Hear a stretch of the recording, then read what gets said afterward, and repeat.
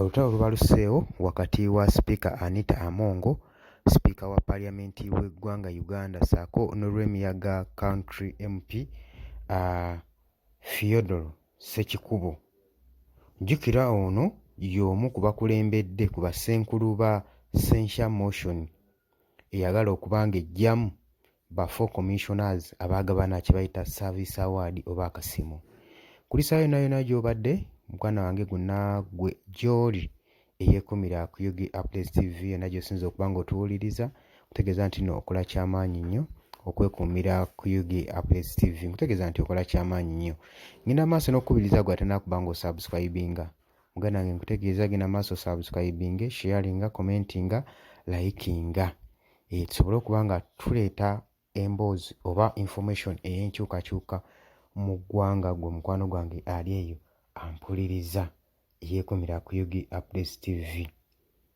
Lwaki Sipiika Anita Among alemeddeko n'ensonga ya Ssekikubo okuba nga ayagala okuggyako Mpuuga ne bali abalala abasatu mu commission? Lwaki alemeddeko? Sipiika Anita Among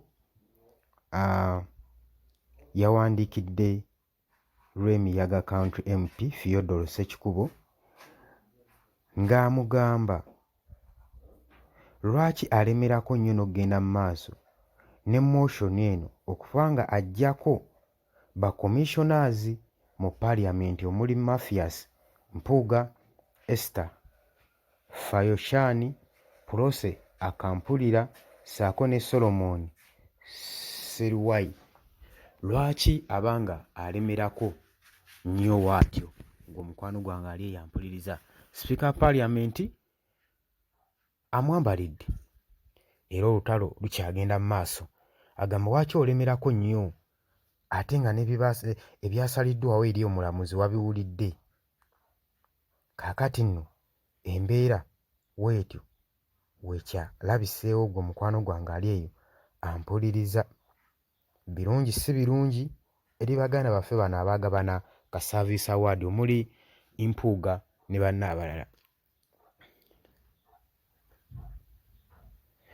Oluvannyuma lwa Lwemiyaga MP Theodore Ssekikubo okuŋŋaanya emikono egiwirirako ddala era egimala mu bungi mu mwaka gwa August nga 5 Ssekikubo yafayiringa notice eya motion eri kiraaka wa Paalamenti okusobola okuggyako Mpuuga, Akampulira, Afyokyani ne Siriwaye asobole okuba nga abajja mu commission mu Parliamentary Commission.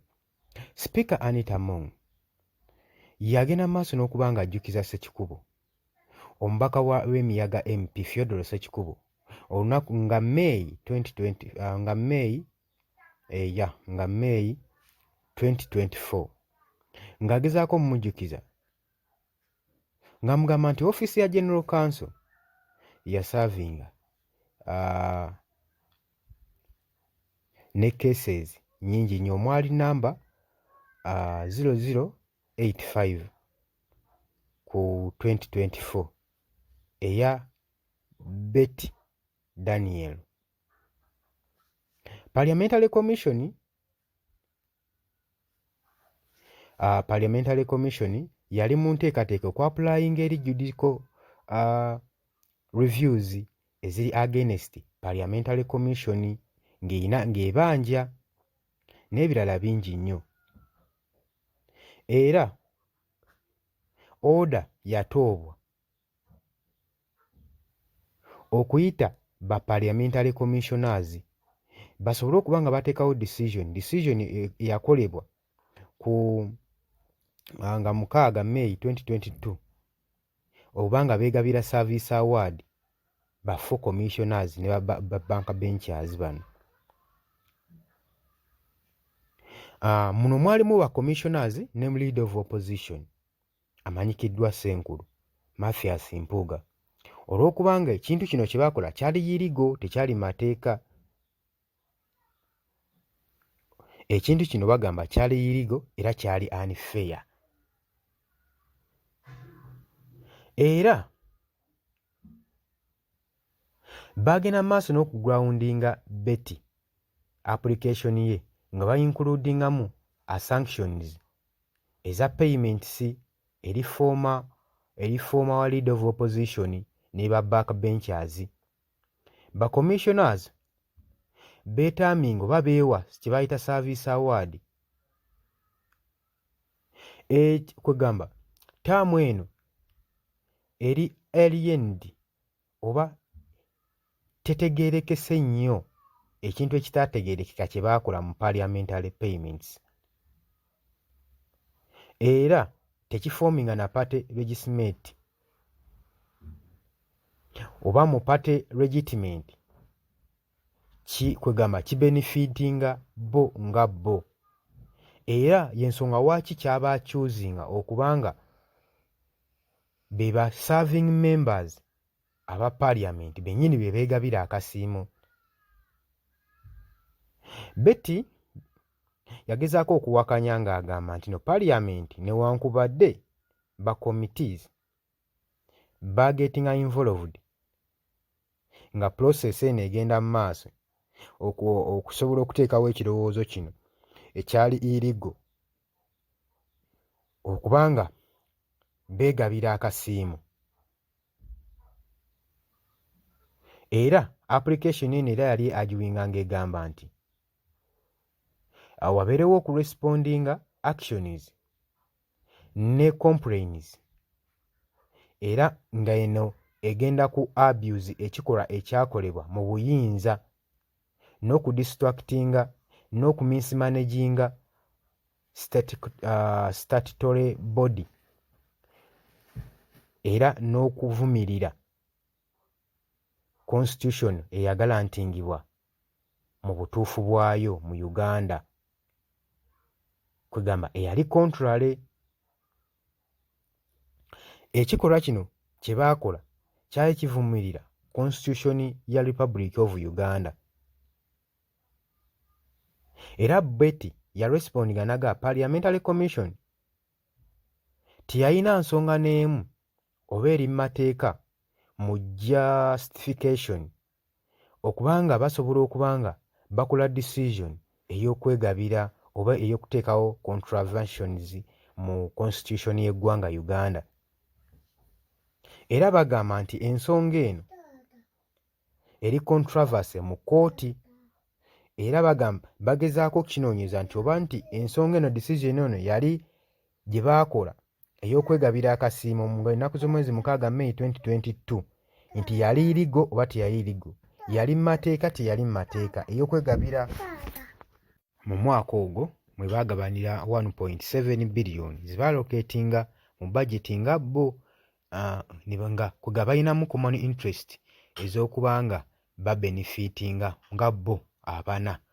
Kaakati wano Theodore Ssekikubo ng'ennaku z'omwezi 16 we yaviirayo n'agamba nti nno bano tulina okusetinga eno motion okusobola okujja bano ba commissioners mu ofiisi. Era okusinziira ku participation meeting yagenda mu maaso nga 6 2022 okubanga beegabira service award ne bakonsidalinga ne bapuluvinga mu parliament commissioner ne bagamba nti no kino kyali controversy kugamba appendix eno F eyalwelulinga mu procedures teyali mu mateeka mwe tuba tutunuulira mu paragraph 3A and F 4 and 5 and 7 kugamba meeting eno eyakonsidaringibwa enaapuluvingibwa ensonga yonna eyagirimu yali mu common interest nga bo ba 4 commissioners. Kakati wano speaker Anita Among avuddeyo n'agamba Theodore Ssekikubo ng'alaba omusango basajja be guyinza obbakka muvi n'amugamba kikyofa lwaki olemeddeko nnyo n'okuggyako bano abaka mu parliamentary committee. Lwaki speaker Anita Among afaayo? Kitegeeza nti no buli kimu ekiyisibwa mu parliamentary committee oba commission akinamu nnyo common interest ey'amaanyi era y'ensonga lwaki tayinza kuvaamu musajja we empuuga. Kitegeeza alina okubanga abakolaki abasambirawo omupiira. N'ekirala ky'obadde olina okwebuuzaako golowooza zino ensonga ezaavuddemu musimanyi bayisa oba judiciary oba kooti high court yasazeewo n'egamba nti no okubba kwa ssente zino 1.7 zibeegabire za Service Award zaali irigo, zaali mu mateeka. Ne twebuuza kkooti esalawo etya nga teri yali awaabidde bantu bano mu kkooti. Kati baalabye ng'abantu bano abaclaiminga ne Service Awards tewuli agenda mu kkooti. Oba okitegeera?